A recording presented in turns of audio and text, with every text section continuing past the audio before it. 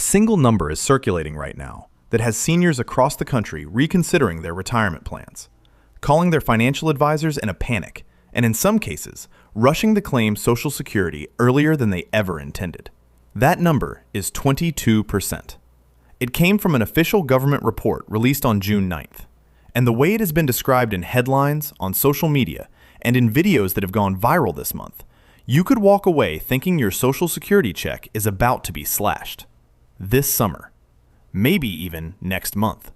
That description gets the math partially right, and the timing catastrophically wrong.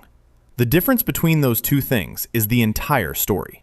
And if you make a decision based on the bad version, you could lock in a permanent benefit reduction that no future law can undo. So let me give you the real picture. What the June 9th report actually says. When the 22% actually applies. What it means in dollars on your specific check, and the one move that would genuinely hurt you far more than any congressional inaction ever could. Stay with me through this, because the reassurance and the warning are both in here. If this is the kind of breakdown you want more of, no spin, no manufactured urgency, just what the documents actually say, go ahead and subscribe. That is what this channel is built around. Before we go further, everything here is general information, not financial or legal advice. Every situation is different, and for decisions specific to your benefits, Social Security Administration at ssa.gov is your primary source. Let me start with the document itself. Every year, the United States Treasury Department and the Social Security Administration publish something called the Trustees Report. It is not a news story. It is not a projection from a think tank or a political organization. It is the official government accounting of where Social Security stands financially.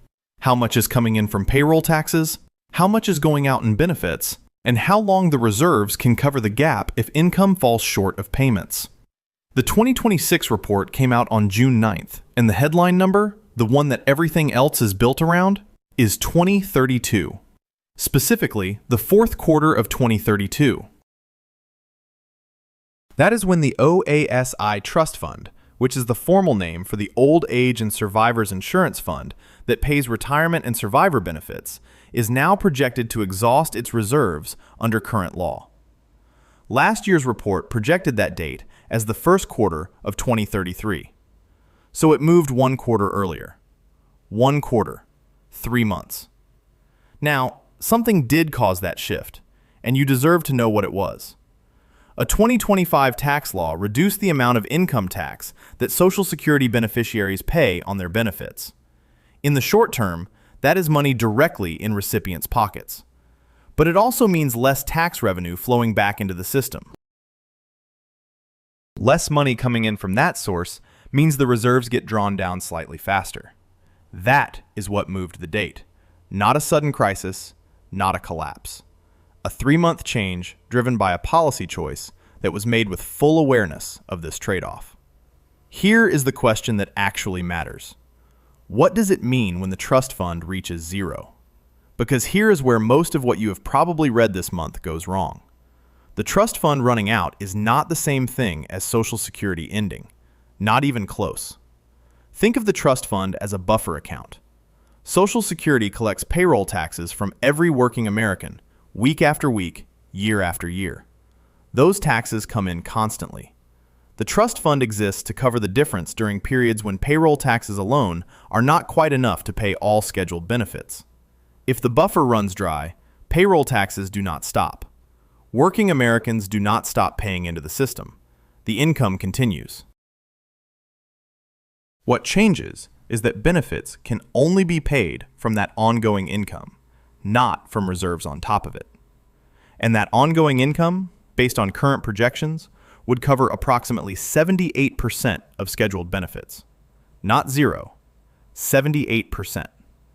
The 22% gap, that is what the headline is about. That is the automatic shortfall if Congress takes no action between now and 2032. A 22% across-the-board reduction for every recipient, regardless of age, how long you've been collecting, or what you paid in. Let me put that in real numbers, because abstract percentages are easy to tune out. The current average Social Security retirement benefit is approximately $2,081 per month.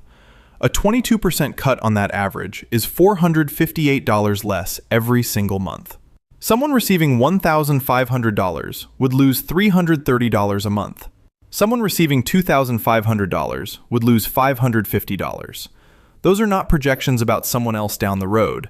Those are projections about current recipients, if the law does not change before 2032. Now, does that seem possible? Is Congress really going to let that happen? Here is the honest answer. Social Security has faced projected shortfalls before, and Congress has acted before the deadline every single time. In 1983, the fund was months from insolvency, and a bipartisan deal involving both benefit adjustments and revenue changes was passed. It is not guaranteed that Congress will act again, but it would be historically unprecedented for them not to. The American Academy of Actuaries and the Bipartisan Policy Center have both noted that the window for a gradual, manageable fix is narrowing. The longer Congress waits, the more dramatic the eventual changes will need to be. But the window is still open. 6+ years is a long time in legislative terms. That framing matters. Because here is where I want to stop and ask you something directly. Are you already receiving Social Security, or are you still deciding when to claim? Drop that in the comments. I ask because the answer completely changes what this report means for your specific situation, and I want to make sure the follow-up I do on this topic actually helps the people watching. If you are already collecting, the practical reality today is this: nothing changes for you now, next month, or next year. The current benefit schedule is fully funded through 2032 under existing law. You do not need to file anything, call anyone, or make any immediate financial moves in response to this report. What you do need is accurate information, because you will hear a great deal about Social Security reform over the next several years, and understanding what the actual stakes are helps you evaluate what you hear. And here is the threat that concerns me more than congressional inaction.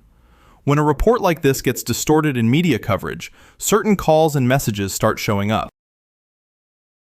Someone reaches out, by phone, by email, sometimes by direct mail, telling you that your benefits are at risk and they can help you protect them, lock them in, or transfer them somewhere safe. They have an urgency to them. They reference the news. They are not from Social Security. SSA does not call you to discuss your benefit status unsolicited. They do not email you. They do not offer to help you protect your check over the phone. If someone contacts you with that kind of message right now, hang up or delete it. The scam traffic around Social Security always spikes when a major report hits the news cycle. Now, if you have not yet claimed, this report adds a variable to your decision, but it does not simplify it in any clean direction.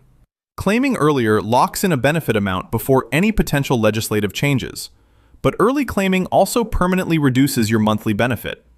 If you claim at 62 instead of waiting until your full retirement age, that reduction is locked in for life under current law. For most people, that gap is larger than any plausible benefit cut from the 2032 scenario. Waiting until 70 maximizes your monthly amount, roughly 8% more for each year you delay past full retirement age. But it also means a greater share of your retirement income depends on Congress acting responsibly before the deadline. There is no universally correct answer. It depends on your health, your other income, your spouse's situation, and your own assessment of congressional risk. What you deserve is to make that choice with the real numbers in front of you, not with a distorted version that implies the check might not come next month. Here's where things stand heading toward 2032. Every year, a new trustees report will either push that date closer or pull it back depending on economic conditions, wage growth, payroll tax revenue, and any legislative changes that get made.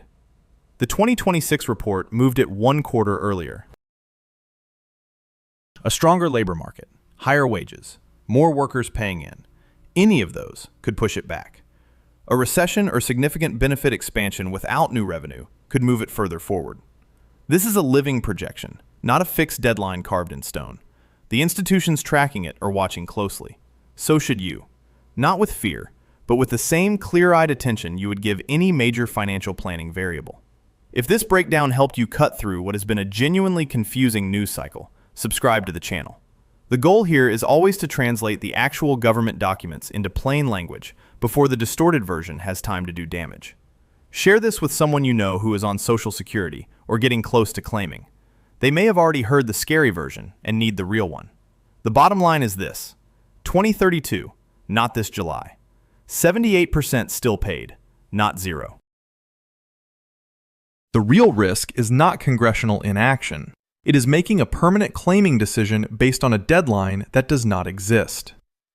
Coming up soon, the other piece of news from the same week: what the June inflation data means for the 2027 COLA estimate. Why a bigger adjustment is not quite the good news it sounds like.